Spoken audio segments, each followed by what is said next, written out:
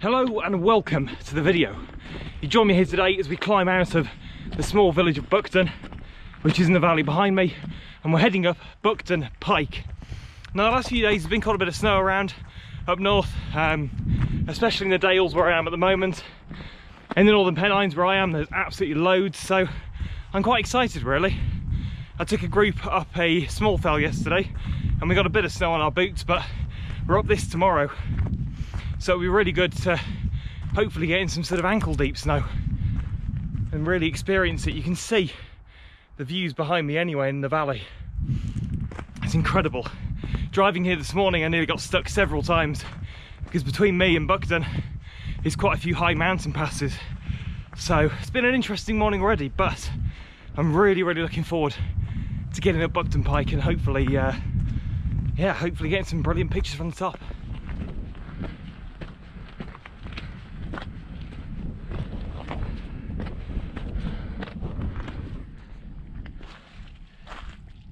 So as we're starting to climb up, things like this are becoming a little bit more common.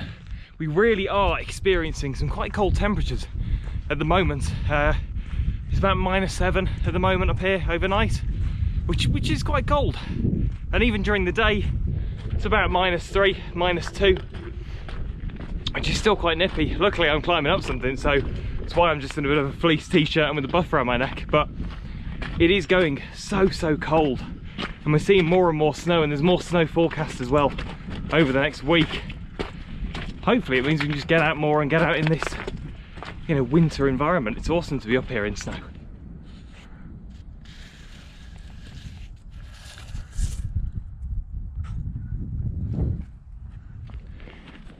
So that's it now, starting to head up the main path that does go to Buckton Pike. It's so bright with that sun over there. That's probably sunglasses out soon. Now Buckton Pike is a bit of a significant mountain in the area. Not only is it one of the highest, apart from I think Little Whernside, which is 704, this is 702. It's actually one of the Wharfedale 3 peaks. So that's 3 mountains in the Yorkshire Dales. You can come and walk as a challenge within, I think it's normally within about 12 hours. And that challenge has, in recent years, become a little bit more popular than it used to be. The reason for that is the Yorkshire 3 peaks, the traditional one, Pen-y-ghent, Ingleborough and Whernside, are becoming increasingly busy year on year.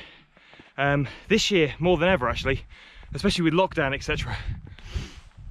So people are going further afield, and a lot of my walkers and a lot of the groups I'm in, I'm seeing the Wharfedale 3 peaks pop up a lot more. So it's definitely going to be something we're going to focus on next year, which is another reason why I'm up here today and up tomorrow with the group as well, because it's kind of just good research to see what it's like. I haven't done masses of walking in this area, so it's all about trying to get familiar with it.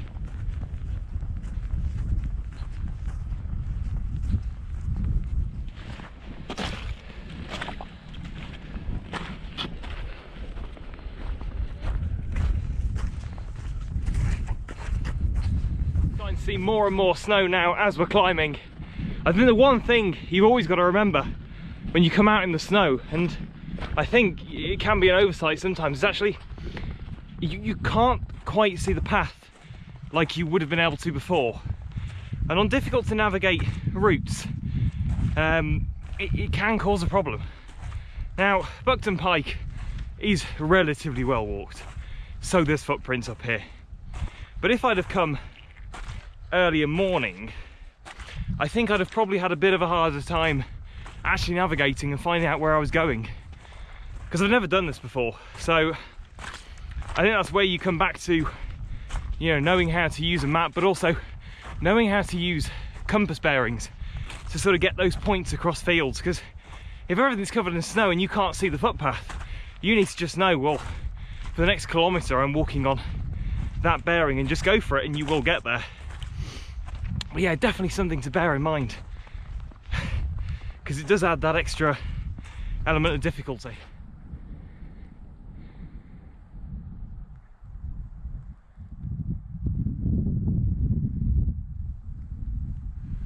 Let me try and explain to you what I'm walking on right now. So you can see obviously the snow and frost, etc. And then under it you've got all these reeds, and some sections are really deep. Like, look at that.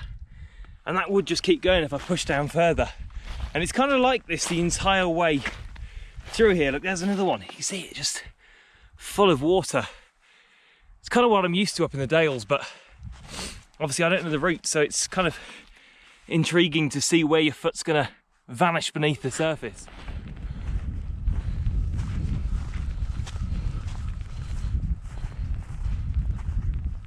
The one thing you do notice walking along, especially in the Dales, there's a lot of stone walls, and you can see how much snow is on this side of the wall in particular. But if you come through to this side, there's barely any at all. Now the reason for that is it's been a prevailing wind obviously overnight, and it's come from the south. Now that is something to bear in mind if you ever find yourself caught out in snow, especially with snow coming in as well. You always want to position yourself on the right side of shelter like that, because obviously you could go, oh well, the stone wall shelter, but if you're not on the right side of it, it's the difference between waking up in the morning frozen, covered in snow, or actually relatively warm and dry because the snow hasn't quite made it to you.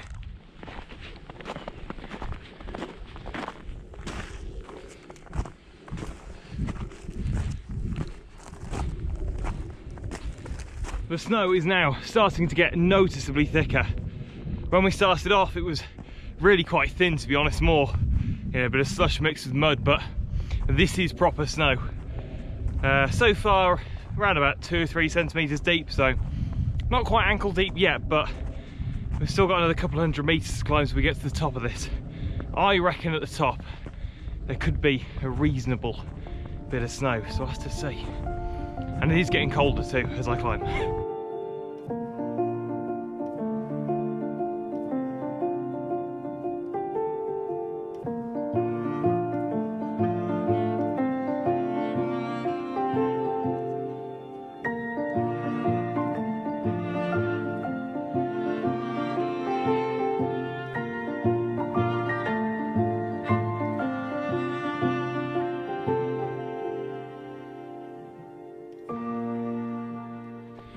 You know what, there's certain places I walk in and I go, I really won't want to be here in bad weather. And I tell you what, this is one of them. It's just so exposed and open up here. I mean, absolutely beautiful.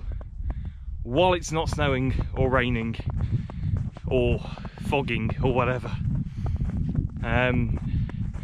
It's just so exposed. I mean, it's beautiful. And luckily the weather's nice the next couple of days, so it'll be absolutely fine. But I tell you what, if there were weather warnings out for this mountain, I would not be on it, no chance. Even in the right kit. Sometimes it's just not worth it. But on a day like today, when you can't hear anything at all apart from the slight breeze every now and then rustling the reeds, it's just so tranquil. But I think it could go awfully wrong quite quickly up here.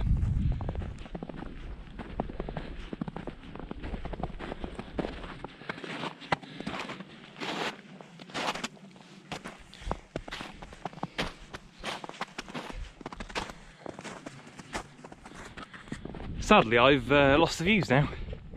It's now just me and the mist, and of course the mountain that seems to just keep on going up into the clouds. This is one of those mountains where you get to a ridge and you think, oh yeah, this is it, this has got to be the top. And you get to the top of that ridge and then it just keeps going up. I mean, what I'm looking at through the mist right now is just a stone wall heading straight up to the heavens. I think that's the most infuriating thing when you walk in cloud like this, is you can't see anything. Like, you don't know where the top is. I can see a vague outline of the next ridge just up there, but is that a trick? Maybe. Maybe it is, maybe it isn't. We shouldn't really be too far off the summit now, to be honest. And the snow is getting thicker as well. Every metre or so it's getting thicker. I mean, it's kind of, you know, pick it up, make a snowball sort of snow. Oh, So I've just spoke to the guy who's walking behind me down there, and I just asked him how far he reckons it was to the top, and now he's told me about 20-25 minutes, which is quite a long time really. I thought I was further up than that. Oh, it's gutting. Which means this ridge line coming to 10 metres in front of me isn't the summit. I'm sure we'll get there. Oh, man. Oh yes, that's what we're after. Ankle deep snow. That's just a bit more than ankle deep snow actually. This is getting so deep now, and you can just look at that. We are getting there, I think, slowly. But this snow is getting really, really deep as we get to the top. So check the map, and that bloke obviously thought that I'd be walking at a snail's pace because I'm about 30 metres off the top now, in elevation that is. So it really isn't far to go, but the snow is making it difficult, to be honest. I mean, I'm not sure if you can quite see what I'm walking through, but it's not easy. This is the sort of ground where something like micro spikes just on the bottom of your shoes, those would be quite handy, to be honest. Is it crampons? No, not really, I don't think. Yes, you could, but I think they're a bit extreme for this anyway, especially because the snow is so, you know, light and fluffy that your feet do just sink into it anyway. Crampons are really for ice, but definitely micro spikes, because when you step on this stuff it compacts and then gets slippery. So I can see the sun just breaking through as well now, just breaking through that cloud up there. I don't think it's going to clear all the cloud away, but we might see something at the top, you never know.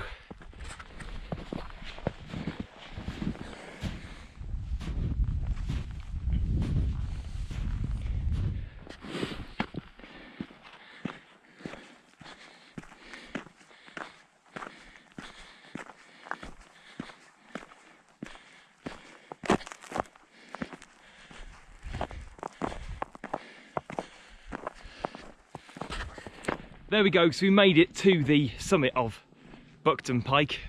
I would do my little commentary back there, there's quite a lot of people, and yeah, they don't want to hear me while they're eating their lunch. So all we've got to do now is get back down to Buckton, which isn't too hard.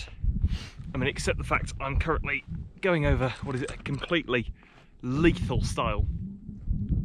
The route here just tracks across the moorland, and then we hit a bit of an old road and start to head back down. So yeah, it's not too bad from here on, to be honest. It's been quite a challenging walk, if I'm honest, just because of the snow. You know, we got a lot deeper towards the top, and that does make a massive difference. So it'll be interesting to see how the group handle it tomorrow. But I think they're going to love it, because it is so beautiful, and what a special thing to do as well, to come up something like this. And hopefully we might get some views tomorrow, you never know. I hope you've enjoyed the video anyway, and that's all for now. I should be back soon. I'm out most days walking at the moment, obviously with Second Life Outdoors, and I'm in a tier 2 area as well, so I can get out and do quite a lot. So I'm going to try and do as much as possible over the next few months anyway. So I will see you soon, and like, subscribe, and do everything else you're meant to do on YouTube, I guess. See you later.